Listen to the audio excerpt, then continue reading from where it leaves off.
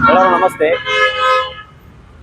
ನಾವಿವತ್ತು ಸೌಜನ್ಯ ಒಂದು ಹೆಣ್ಣುಮಗಳನ್ನು ಅತ್ಯಾಚಾರ ಮಾಡಿ ಕೊಲೆ ಮಾಡಿರುವಂಥ ಆರೋಪಿಯನ್ನು ರಕ್ಷಣೆ ಮಾಡಿರುವಂಥ ಅಂದಿನ ಬೆಳ್ತಂಗಡಿ ಠಾಣೆಯ ಸಬ್ ಇನ್ಸ್ಪೆಕ್ಟರ್ ಆಗಿರೋಂಥ ಅದು ಅಲ್ಲದೆ ತನಿಖಾಧಿಕಾರಿ ಆಗಿದ್ದ ಯೋಗೇಶ್ ಕುಮಾರ್ ಅವರ ವಿರುದ್ಧ ನಾವಿತ್ತು ಲೋಕಾಯುಕ್ತರಿಗೆ ದೂರು ನೀಡಿದ್ದೀವಿ.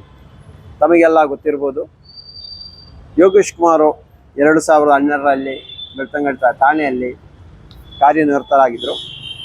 ಅಂಥ ಸಂದರ್ಭದಲ್ಲಿ ಅವರು ದಕ್ಷಿಣ ಕನ್ನಡ ಜಿಲ್ಲೆ ಪುತ್ತೂರು ತಾಲೂಕು ಕೆಮ್ಮಿಂಜೆ ಕೇಮ್ಕಾ ಫ್ಯಾಕ್ಟರಿಯ ಪಕ್ಕದಲ್ಲಿ ಸೈಟನ್ನು ಖರೀದಿ ಮಾಡಿ ಇಂದಿಗೆ ಒಂದು 3.5 ಕೋಟಿ ವ್ಯಾಲ್ಯೂ ಇರುವಂಥ ಒಂದು ಮನೆಯನ್ನು ನಿರ್ಮಾಣ ಮಾಡಿದ್ದಾರೆ. ಈಗ ಅದರ ವ್ಯಾಲ್ಯೂ 9 ಕೋಟಿ ಅಂದಾಜಾಗಿದೆ. ಒಬ್ಬ ಅಧಿಕಾರಿಗೆ ಒಂದು ಲೆಕ್ಕದಲ್ಲಿ 1 ಕೋಟಿ ಇರ್ಬೋದು. ಅವರ ಕಾರ್ಯವ್ಯಾಪ್ತಿಯಲ್ಲಿ ಇಷ್ಟು ದಿನ ಕೆಲಸ ಮಾಡೋಕ್ಕೆ 1 ಕೋಟಿ ಬಂದರು. ಅದರ ಖರ್ಚು ಒಂದು 40% ಹೋದರು, ಒಂದು 60 ಲಕ್ಷ ರೂಪಾಯಿ ಇಸ್ಕೊಳ್ಳಿ. ಆದರೆ ಈ ಒಂದು 3.5 ಕೋಟಿ ಆಸ್ತಿ ಯಾವ ರೀತಿಯಾಗಿ ಸಂಪಾದನೆ ಮಾಡಿದಾನೆ? ಅದು ಇವರ ಮಾವನ ಹೆಸರಲ್ಲಿದೆ. ಮಾವನಿಗೆ ಯಾವುದೇ ಕೆಲಸ ಇಲ್ಲ. ಮಾವನಿಗೆ ಒಂದು 2 ಮಕ್ಕಳು. ಅದರಲ್ಲಿ ಒಬ್ಬ ಮಗ ಮಾತ್ರ ಇವಾಗ ಏನೋ ಒಂದು ಕೆಲಸದಲ್ಲಿ ಬೆಂಗಳೂರಲ್ಲಿದ್ದಾನೆ. ಇನ್ನೊಬ್ಬರೇ ಕೆಲಸ ಇಲ್ಲ ಅಂತ ಹೇಳ್ತಾ ಇದ್ದಾರೆ. ಯಾವುದೇ ಸಾಲಗಳನ್ನು ಮಾಡಿಲ್ಲ ಕಟ್ಟಡದ ಮೇಲೆ. ಅವಾಗ ಇದು ಯಾವ ರೀತಿಯಲ್ಲಿ ಸಂಪಾದನೆ ಮಾಡ್ತೀವಿ? ಆವಾಗ ನಮ್ಮ ಹೇಳಿಕೆ, ನಾವು ಕೊಡ್ತಾ ಇರುವ ಸ್ಟೇಟ್ಮೆಂಟ್ ಯಾವ ಥರ ಅಂದರೆ, ಯೋಗೇಶ್ ಅವರ ಹೆಸರಲ್ಲಿ ಅದು.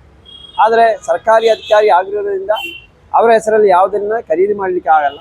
ಅದಕ್ಕೆ ಯಾವುದೇ ಕೆಲಸ ಇಲ್ಲ ಅಂತ ಅವರ ಮಾವನ ಹೆಸರಲ್ಲಿ ಖರೀದಿ ಮಾಡಿದ್ದಾರೆ. ಇದನ್ನು ತನಿಖೆ ಆಗಬೇಕು. ಅಕ್ರಮ ಆಸ್ತಿ ಬಗ್ಗೆ ತನಿಖೆ ಆಗಬೇಕು. ಇದು ಅಲ್ಲದೆ ತುಂಬ ಕಡೆನೂ ತುಂಬ ಸೈಟ್ಗಳನ್ನು ಪರ್ಚೇಸ್ ಮಾಡಿ ಸುದ್ದಿ ಬರ್ತಾ ಇದೆ.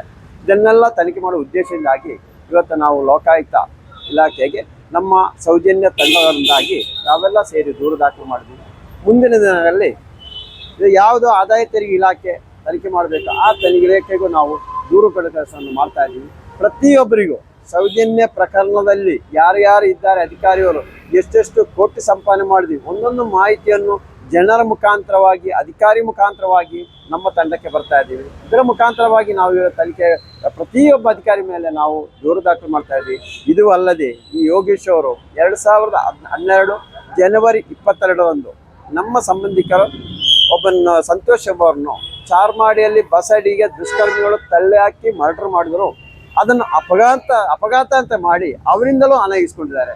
ಈ ಯೋಗೇಶ್ ಮಾತ್ರ ಅಲ್ಲ, ಅಂದಿನ ಭಾಸ್ಕರ್ ರೈ ಅವರು.